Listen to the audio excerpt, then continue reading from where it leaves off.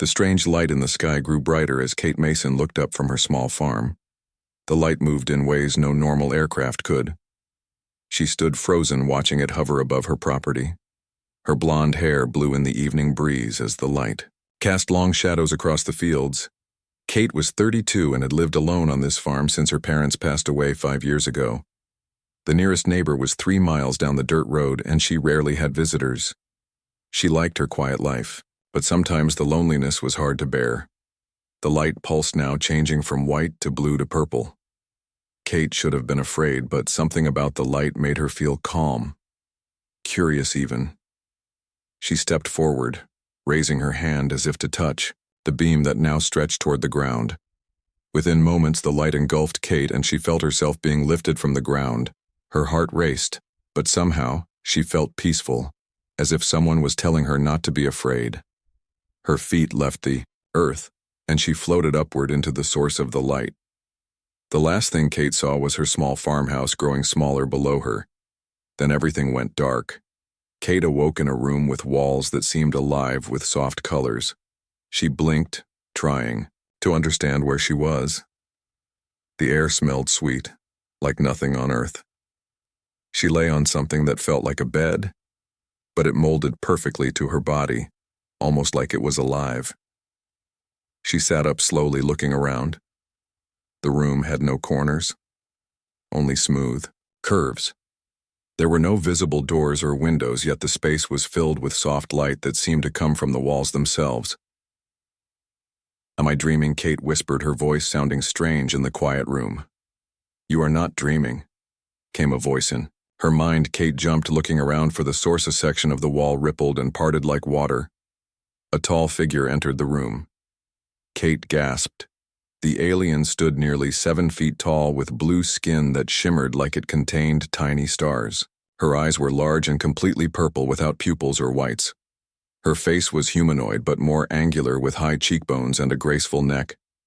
Her movements were fluid like water flowing. "I am Zorai, Queen of the Lumari," said the alien, her voice somehow inside Kate's mind. "We have been watching your people. We have chosen you." Kate tried to speak but found herself speechless. Finally, she managed to ask, "Chosen me for what?" Her voice was surprisingly steady, given the circumstances. "To help save our species," replied Zorai. The queen moved closer, her long fingers touching Kate's shoulder gently. "Humans have something we lack, something we need." "Why me?" Kate asked. "There are billions of people on Earth, many smarter, stronger than me." Zorai tilted her head, her expression unreadable. "We did not choose based on your physical strength or what you call intelligence. We chose based on your spirit, your capacity for adaptation, your openness to new possibilities." The alien queen guided Kate from the bed. She realized she was still wearing her jeans and flannel shirt from the farm, though her boots were gone. Her feet were bare against a floor that felt warm and slightly soft like moss. "Come," said Zorai. "Let me show you our world."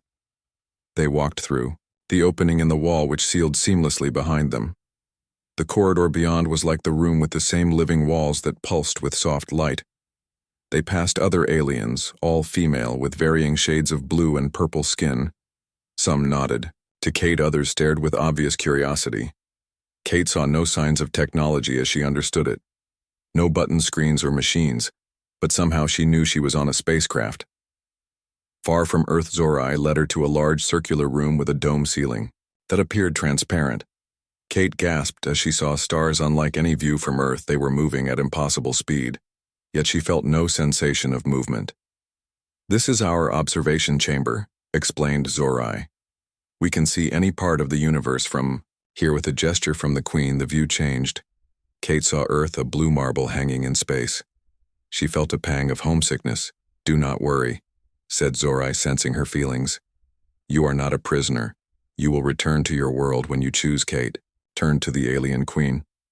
"How long have you been watching us?" "For many of your centuries," answered Zorai. "We have observed your species grow, develop, struggle. Your people have great potential but also great capacity for destruction. We have been waiting for the right time to make contact, and now is the right time." Asked Kate. Zorai nodded. Now is the time because we need each other. Our civilizations can help one another in ways you cannot yet imagine. The queen waved her hand again and the view changed, to show a beautiful world with crystal cities and glowing oceans.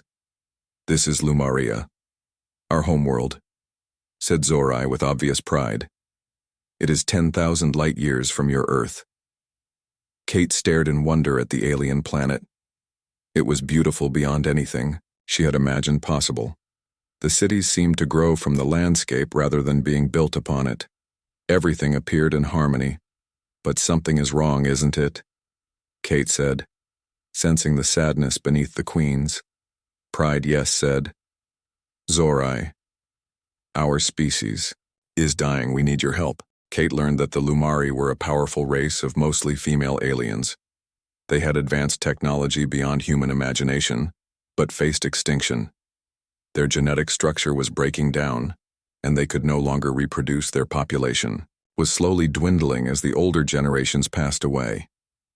Our scientists discovered that human females carry a unique genetic trait that could stabilize our DNA, explained Zorai. We need your help, willingly given. But why me specifically, asked Kate. There must be women better suited for this. Zorai led Kate to another room where walls displayed what appeared to be DNA strands, spinning and connecting in complex patterns. We tested thousands of humans secretly while observing your planet, said. Zorai, your genetic structure is most compatible with ours. You also live alone, have no children, no strong family ties.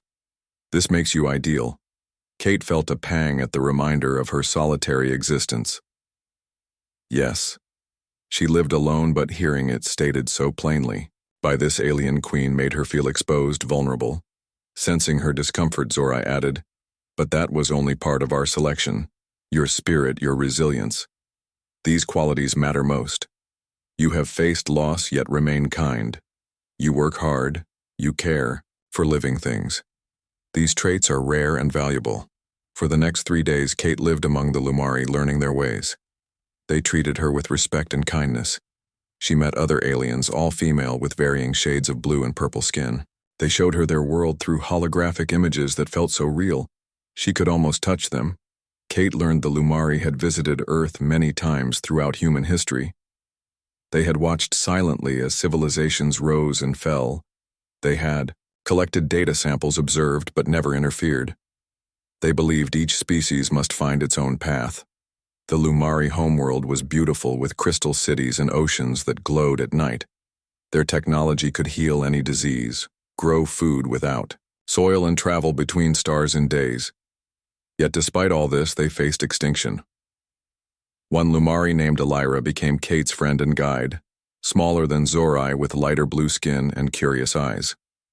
Elira explained Lumari culture. We live for nearly 500 of your years, said Elira as they walked through a garden aboard the ship with plants from across the galaxy. But our reproduction has always been complex. Unlike humans, we do not give birth often. Perhaps once or twice in a lifetime, but now, said Kate. Now we cannot reproduce at all, said Elira sadly. The last Lumari child was born 50 years ago. Despite all our science, we cannot solve this problem. Kate realized why they had chosen her. She had no family left on Earth. Her parents had died years ago. She lived alone on her farm, struggling to make ends meet. The bank had threatened foreclosure just last month. Her life on Earth held little promise for happiness. Yet she remained cautious. These aliens, no matter how kind, were still asking something enormous of her. What exactly do you want from me? She asked Zorai during their evening meal. A ritual where the Lumari shared food and stories. We hope to create a hybrid, said Zorai, being part human, part Lumari. This would save our genetic line and perhaps bring new strengths to both our peoples. Kate nearly choked on her food. You want me to have an alien baby? Zorai made a musical sound that Kate realized was laughter. No, not as you imagine. The process is not biological as you understand it. It involves genetic merging at a cellular level. You would not carry a child, you would become something new yourself, but enhanced. Still. Kate hesitated. What would happen to me? You would remain yourself, said Zorai. Your memories, personality, All that makes you Kate Mason would stay intact, but you would gain some of our abilities. Our lifespan, our knowledge and your genetic structure would help us create a new generation of Lumari. It sounds like science fiction, said Kate, with a small laugh. To your people, perhaps, smiled Zorai. To us it is simply science, but I understand your hesitation. This is why we will return you to Earth tomorrow. Allow you time to consider our request. Kate was surprised. Would they really just take her back? No threats, no coercion, we do not force, said Zorai, reading her thoughts. That is not our way. What we seek must be freely given, or it has no value. That night, Kate stood in the observation room looking at the stars, thinking about her life on Earth, what waited for her there. A struggling farm, mounting debts, loneliness. Here among the Lumari she had found purpose, wonder, even friendship. Elira joined her, watching her with those curious purple eyes. What will you choose, my friend? I don't know, said Kate honestly. But I appreciate that you give me a choice. Always, said Elira. The Lumari believe in free will above all else. It is what makes the universe beautiful, unpredictable, alive. The next morning, Kate found herself back in the same beam of light. Descending toward her farm, it was dawn the same time she'd been taken. No time had passed on Earth, though she'd spent days on the alien ship. Her feet touched the ground and the light faded. Kate looked up at the sky, but the ship was gone. No trace remained of her extraordinary experience except a small crystal pendant Zorai had given her. If you decide to accept our proposal, hold this to your heart, and think of us, we will return for you, said the Queen. Kate walked back to her farmhouse. Everything was exactly as she'd left it.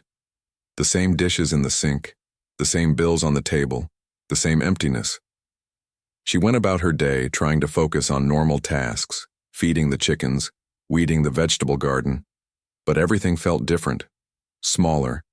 Somehow her mind kept returning to the vastness of space, the wonders she'd seen. That evening, Kate sat on her porch watching the sunset. The beauty of it struck her anew. Earth was lovely in its own way.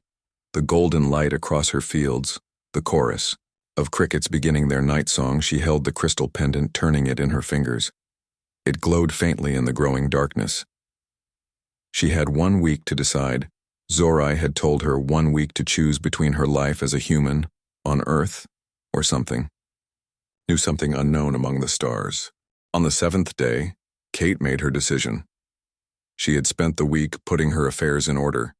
She sold her livestock to a neighboring farm, paid what bills she could, and packed a small bag with photos and keepsakes. She wrote a letter to her only living relative and aunt in California, explaining she was going away for a while. As the sun set, Kate walked to the middle of her field and held the crystal pendant to her heart. She closed her eyes and thought of Zorai, of the Lumari, of the stars. The familiar light appeared within minutes, bathing her in its glow. As she felt herself lifted from the ground, Kate took one last look at her farm growing smaller below her. There was a moment of sadness, but no regret. She was ready for whatever came next. When she opened her eyes, she was back on the Lumari ship. Zorai stood before her, the tall queen radiant in flowing robes that seemed woven from starlight. You have returned, said Zorai. You have made your choice. Kate nodded. I have questions still, but yes, I want to help you.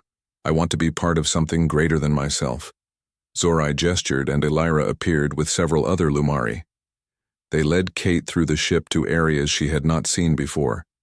These were clearly medical facilities, though. Unlike any hospital on Earth, everything was clean, smooth, and seemed almost alive.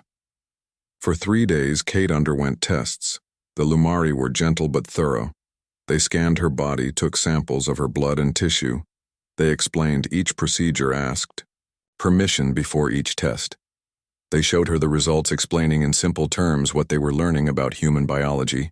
Kate was fascinated by their medical knowledge. The Lumari could see inside her body down to the cellular level without cutting her open.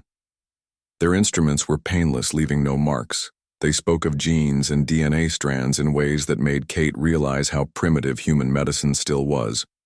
On the 4th day, Zorai took Kate to a special chamber. This is our heritage, Hall where we honor our ancestors, said the queen. This is where we make our most important decisions. The room was circular, with a high domed ceiling. It felt ancient somehow, despite the advanced technology visible throughout the ship. The walls were covered in symbols Kate couldn't read. There was a raised platform in the center. The room was filled with floating lights, each representing a past queen. Zorai explained each light contained the memories, wisdom, and genetic essence of a former ruler. They watched as the lights moved around them as if curious. Our council has decided, said Zorai. We wish to offer you a place among us, not as a test subject but as an equal, a bridge between our peoples. The floating lights gathered closer as if to inspect Kate. She felt no fear, only a sense of being evaluated by ancient wise presences. Zorai extended her hand palm up, revealing a small glowing crystal similar to the pendant, but more brilliant. If you accept this, you will gain some of our abilities, our lifespan, our knowledge. You will become the first human Lumari hybrid. Kate looked at the crystal. It pulsed with inner light, almost like a heartbeat. She thought of the life she had left behind on Earth, the loneliness, the struggle. She thought of what Zorai offered, a chance to be part of something magnificent to help save an entire species. Kate hesitated, thinking of Earth. What about my home, my planet? Will I ever see it again? You may return whenever you wish. Zorai answered, We do not take, we only ask. We believe humans and Lumari working together could benefit both our kinds. In time, we hope for open contact between our peoples. You would be the first ambassador. Kate thought of her lonely farm, of the struggle of her life on Earth. Here was purpose. Here was belonging. I accept, she said, taking the crystal. The transformation began immediately. A warm sensation spread from her hand throughout her body. Light seemed to flow through her veins. Her vision sharpened. Colors became more vivid. She could sense the emotions of the Lumari around her. Their joy, their hope, their relief. For what felt like hours, Kate floated in a sea of light. She saw visions of the Lumari past, their rise as a species, their discoveries, their struggles. She felt the weight of their history, their knowledge flowing into her mind. Yet somehow it did not overwhelm her. It settled into her consciousness like water, finding its level when it was complete. Kate looked at her hands. They remained human, but now had a faint blue glow beneath the skin. She could feel new strength in her muscles, new clarity in her thoughts. She sensed connections between things she had never noticed before. Zorai stepped forward, wrapping her arms around Kate in an embrace that felt both alien and familiar. You are mine now, my human, she said, but not as possession, as family. The first of a new beginning for both our peoples. Kate returned the embrace, feeling the queen's relief and genuine affection. She understood now why she had been chosen. Not just for her genetics, but for her compassion, her adaptability traits the Lumari valued above all others. I feel different, said Kate, touching her face, which felt the same, yet somehow more sensitive, more alive. But I still feel like me. That was our intention, said Zorai. You are still Kate Mason, but enhanced. Your genetic structure has been stabilized with Lumari DNA. Your lifespan will be extended. Your senses improved. You can now access some of our technology through thought alone. Kate looked around the room. Everything seemed sharper, more defined. She could sense energy flowing through the walls of the ship. She could feel the presence of the other Lumari, not just in the room, but throughout the vessel. Their emotions, their thoughts touched the edges of her mind. Is this how you always experience the world? She asked in wonder. Zorai nodded. This is our normal, but for you it will be both blessing and challenge. You must learn to control these new senses, these new abilities. Elira approached her friend, her eyes bright with excitement. It worked, she said. You are now part of us, Kate. We are sisters. Now Kate felt tears in her eyes, but they were tears of joy, of belonging. She had found her place in the universe. Not on her small farm on Earth, but here among the stars. In the days that followed, Kate learned more about her new abilities. She could move small objects with her mind, understand Lumari technology through touch alone, and communicate telepathically with the others. Though these skills were limited compared to full Lumari, they were far beyond human capability. The genetic transformation had other effects too. She no longer needed as much sleep. Her body healed quickly from any injury she could see spectrums of light invisible to normal human eyes. Even her thinking seemed clearer, faster, more intuitive. Each day brought new discoveries, new wonders. Zorai was patient, teaching Kate the history and customs of the Lumari. Elira showed her how to use her new abilities, guiding her through exercises to strengthen her mental powers. Most importantly, Kate helped Lumari scientists understand human biology better. With her as a living bridge between species, they made rapid progress in solving their reproductive crisis. Within weeks, they had developed a treatment that might allow the Lumari to have children again. As months passed, Kate became truly integrated into Lumari society. She was no longer just a visitor, but a valued member of their community. The other Lumari accepted her, treating her with the same respect they showed Zorai herself. Kate also became an ambassador, helping prepare for wider contact between humans and Lumari. She knew many on Earth would fear the aliens, but she would show them the truth. The Lumari needed humans as much as humans could benefit from Lumari knowledge. 6 months after her transformation, Zorai announced it was time to return to Earth. Not just Kate, but a delegation of Lumari to meet with world leaders. The first official contact between their species. Want people? Panic asked Kate when Zorai explained the plan. A giant alien ship appearing over a major city would cause chaos. Zorai smiled. We will not arrive so dramatically. We have a smaller vessel, one that can land discreetly. We have already made contact with certain individuals in your government. They are expecting us. Kate was surprised. How long have you been planning this? For decades, said Zorai. We move cautiously. We observe. We prepare. The time is right now because of you. You have shown us that humans and Lumari can become one people. The small Lumari ship landed in a remote military base in the southwestern United States. Kate felt strange being back on Earth after so long. The gravity felt heavier, the air thicker. The colors seemed duller compared to what her enhanced eyes had. Grown accustomed to a team of government officials, scientists, and military personnel waited for them. Kate went first, stepping out into the sunlight. She looked human enough, though her eyes now had flecks of purple in them, and her skin had a subtle luminescence. Behind her came Zorai, regal and imposing. Even the hardened military officers stepped back in awe as the 7-foot-tall alien queen emerged from the ship, followed by 3 other Lumaria women in a dark suit stepped forward. Hello, Ms. Mason, she said. We were told to expect you, though your appearance has changed somewhat. Nancy White, presidential advisor on special projects. Kate shook her hand, feeling the woman's nervousness. This is Zorai, queen of the Lumari, she said, and her council members Elira, Mira, and Vela.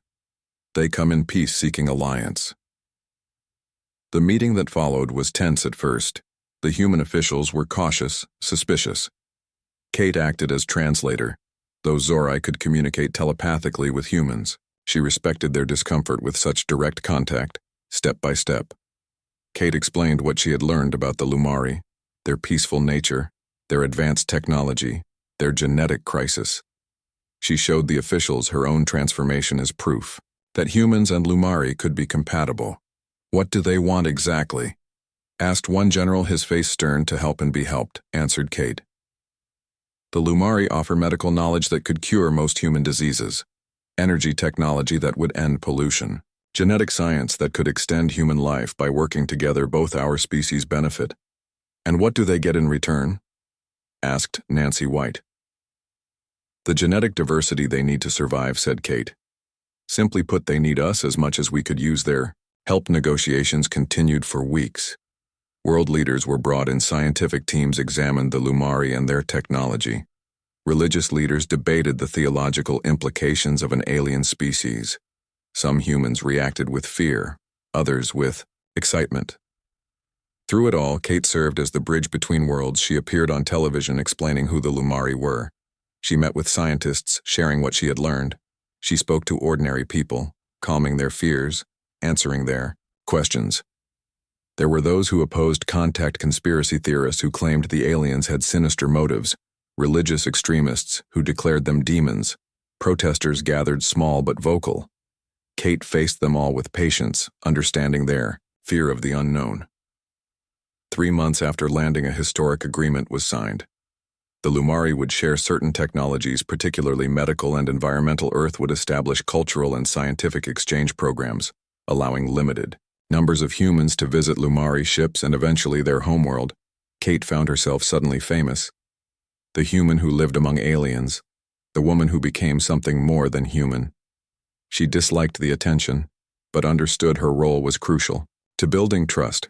When not engaged in official duties, Kate visited her old farm. It stood empty now, the fields growing wild. She walked through the familiar rooms, touched the walls. Remembering her old life, it seemed like a lifetime ago. "Do you regret your choice?" asked Zorai, who had accompanied her. Kate looked around at the small house that had once been her entire world, then at the alien queen who had shown her the universe. "No," she said. "This was just a house. My home is among the stars now. With you at the Lumari." The first joint human-Lumari research center was established in that same year. Built on Kate's farm property, it symbolized the bridge between their worlds. Scientists from Earth worked alongside Lumari researchers developing new medicines, clean energy technologies, and communication systems. Kate divided her time between Earth and the Lumari ships. She helped select the first humans to undergo the same transformation she had experienced. Each volunteer was carefully chosen for genetic compatibility, psychological resilience, and adaptability. Like Kate, they would become bridges between worlds. The first human Lumari child was born a year later. Not a birth as humans understood it, but a genetic creation combining the best of both species. She was named Hope, a small blue-skinned girl with 5 fingers instead of 4 and round pupils in her purple eyes. She represented the future, a new species that might inherit the stars. Kate served as Hope's guardian, teaching her about Earth and human ways, while Zorai instructed her in Lumari traditions. The child grew quickly, showing intelligence beyond human norms, but also curiosity, playfulness, and creativity that delighted the Lumarians. More humans underwent transformation, and more hybrid children were created. A new community formed, neither fully human nor fully Lumari. They called themselves the Merged. They had their own culture, their own perspectives. Their unique abilities and understanding made them ideal diplomats, scientists, and explorers. 5 years after first contact, Kate stood on the observation deck of Zorai's ship looking down at Earth. The planet seemed peaceful from space, its blues and greens and swirling clouds giving no hint of the changes occurring on its surface. Lumari technology had helped clean the oceans, reduce pollution, and end energy. Scarcity, human creativity, and spirit had revitalized Lumari culture, bringing art, music, and new ideas to a civilization that had grown stagnant. It hasn't all been smooth, said Kate, thinking of the conflicts that still erupted, the fear that still existed in some quarters, the protests, the occasional violence. Change never is replied. Zorai standing beside her.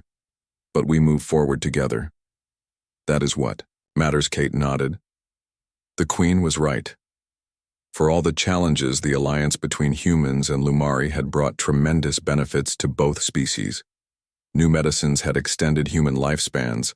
Lumari genetic science had cured diseases thought incurable. Clean energy had replaced fossil fuels. Food production had increased, ending hunger in many regions, and the merged population grew children of 2 worlds who belonged to both, and neither. They would inherit this new future, this new civilization. Being born among the stars. 10 years after Kate first saw that strange light in the sky, she stood on the surface of Lumaria, the homeworld of the Lumari. The crystal cities gleamed in the light of twin suns.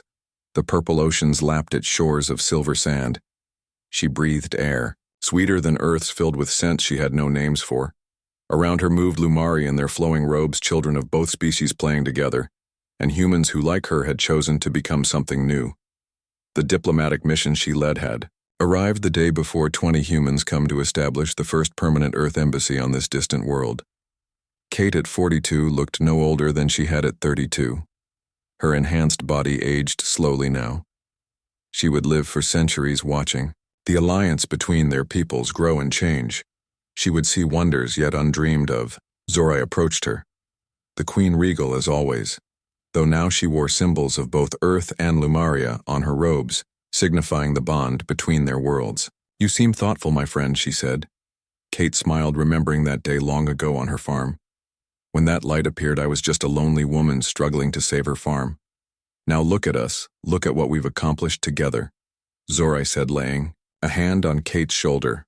Always together. That is the strength of our peoples. A small figure ran toward them. Hope, now 6 years old, but with the intelligence and abilities of someone much older. Mother Kate, Mother Zorai. She called using the titles she had created for her two guardians. The Earth delegation wants to see the ancient temples. Kate and Zorai exchanged glances. The child was impatient, eager to show off her homeworld to the visitors. From the beginning, Hope had embodied the best qualities of both species: Lumari wisdom and patience, human passion and creativity. We will be there shortly, Kate told her, touching the girl's blue cheek affectionately. As Hope ran back to the waiting humans, Kate reflected on how far they had come. The merged population now numbered in the thousands, with communities on Earth on Lumari ships and now here on Lumaria itself.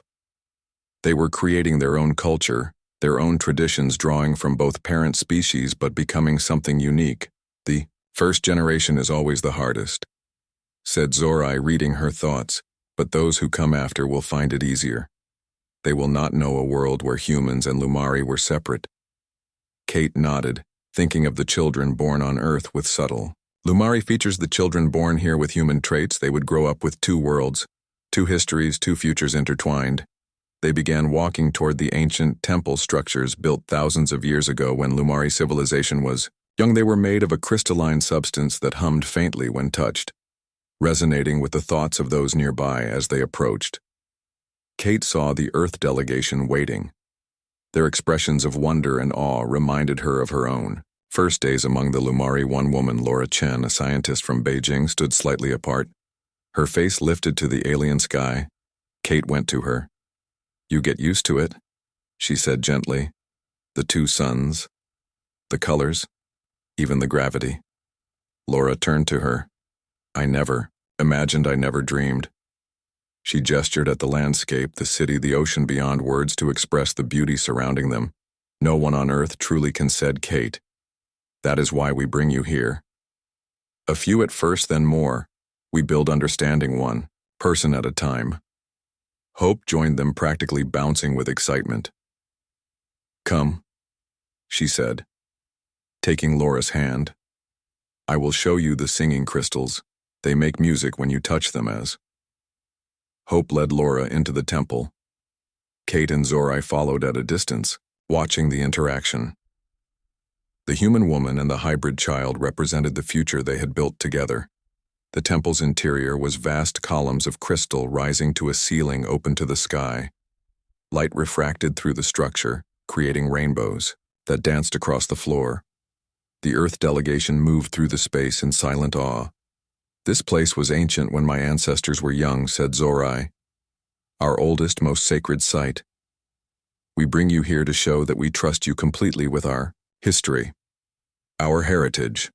The leader of the Earth delegation, a dignified woman named Patricia Goodman, nodded in understanding. "We are honored by your trust, Queen Zorai," she said formally. "Earth extends the same trust to you. Our home is your home, as yours is now ours." The ceremony that followed was broadcast to both worlds. Billions watched as the formal Treaty of Alliance was signed. Human and Lumari leaders, seated together beneath the crystal dome of the ancient temple, spoke of friendship, cooperation, and shared destiny. Kate watched from the side, feeling a sense of completion. This moment represented everything she had worked for. Since that night, she chose to accept Zorai's offer, to become something new, to help build a bridge between worlds. Later, as the twin suns set, Kate walked alone along the silver beach. The waves glowed with bioluminescent life forms unique to this world. The night sky filled with unfamiliar stars, The three moons rose, casting multiple shadows behind her. She heard footsteps and turned to see Zorai approaching. The queen had changed from her formal robes to simpler attire. Her blue skin gleamed in the moonlight. "I remember when you first came to us," said Zorai, standing beside Kate, looking out over the glowing sea. "So uncertain, so afraid, yet so brave." Kate smiled. "I was terrified, but also fascinated. You showed me wonders I never imagined existed. You gave me purpose when I had none." Zorai turned to her. "You gave us hope when we had none. The circle completes. You saved us as much as we saved you." They stood in comfortable silence, watching the waves. For all their differences, human and Lumari shared a capacity for appreciation of beauty, for wonder, for connection. "What comes next?" asked Kate finally. Zorai gestured toward the stars visible above. "More exploration, more discovery. There are other species out there, some friendly, some not. The universe is vast and full of both wonder and danger. Our peoples together are stronger than either alone. We will face whatever comes united." Kate nodded, thinking of the future stretching before them. Centuries of discovery, of growth, of evolution. Two species becoming something greater than the sum of their parts. "One night a decade ago, I stood on my farm looking up at the stars, feeling so small, so alone," she said. "Now I am part of something so much larger than myself. I belong to two worlds, and to the space between them." Zorai wrapped her arms around Kate in the embrace that had become familiar over the years. "You are mine, my human," she said softly, her voice filled with affection. "But I am also yours together. We created something neither of our peoples could have built. Alone." Kate returned the embrace, feeling the queen's emotions flowing into her mind. Friendship, trust, hope for the future. Together they turned and walked back toward the crystal city that gleamed under the three moons. Behind them, their footprints in the silver sand were washed away by the glowing waves, leaving no trace, but a memory of two figures standing side by side where two worlds met.